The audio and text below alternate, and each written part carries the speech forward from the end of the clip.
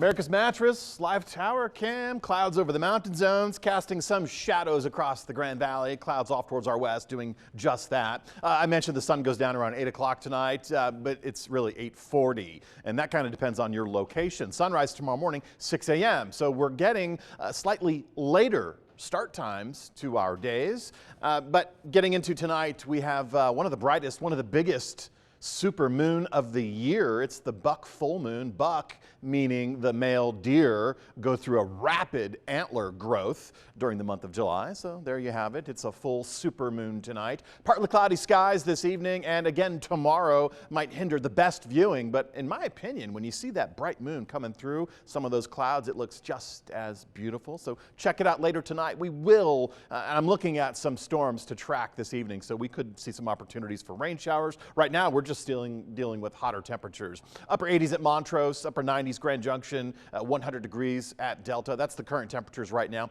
High temperatures officially have not been released for the day, but another hour or so we'll get this data updated and we'll see where we stand. But basically this was our forecast.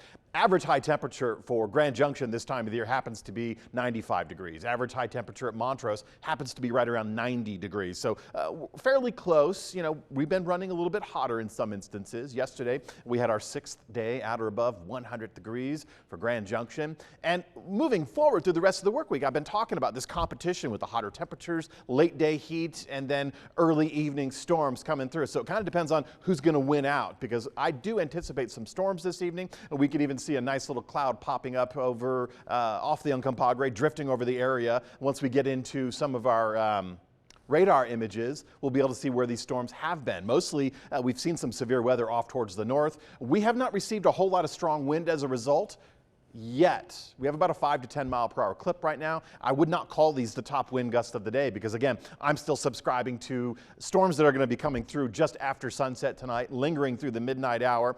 We've had some storm activity off towards the north. Steamboat Springs, almost a quarter inch of hail, I should say a quarter inch of rain, but hail also being reported. And storms in this area have been tracking a little bit of a easterly component from the southeast, tracking anywhere from 10 to 15 miles per hour. So not exactly a fast clip, but certainly not a lingering slow clip. And you'll still have some hazards, gusty winds, and I anticipate that this evening. So if you're heading out to the Mesa County Fairgrounds, just make sure you're aware of the storms. And I'm absolutely sure they have a lightning protocol as well. So if you have to stop rides and clear the area, it is because lightning will be in the area. And I do anticipate storms in the area. We have a dark cloud right now just around the Glade Park area, putting some rain, not on all residents up there, but a little column of rain showers occurring and probably some breezy conditions.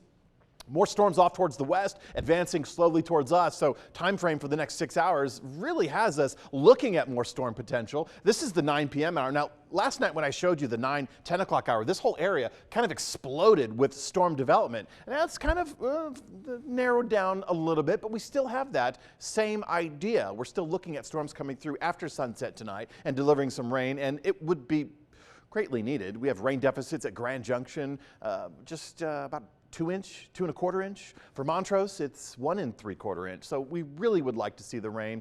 We still have that drought monitor coming out tomorrow. And as it turns out, tomorrow we're also going to be looking at more scattered showers. This is Thursday night around the 7 o'clock hour. Now, again, subject to change, but you're seeing the pattern here. We're getting these late afternoon, early evening storms coming through. So we still should achieve our forecasted high temperatures, which is running just slightly above the averages for this time of the year. And of course, we'll do this again Friday with more storms, and then the Saturday, the Sunday, the Monday, and the Tuesday. I'm really subscribing to Wednesday night, Friday night, and then Monday night as some of the more intense storms. And that puts us almost every other day. But every day we're going to have this opportunity. We don't have alerts right now. We don't have what flood watches we could. We're going to be waiting for the National Weather Service to release any of that information. And as you know, under a flood watch, if we get upgraded to a warning, that's a safety closure on I-70.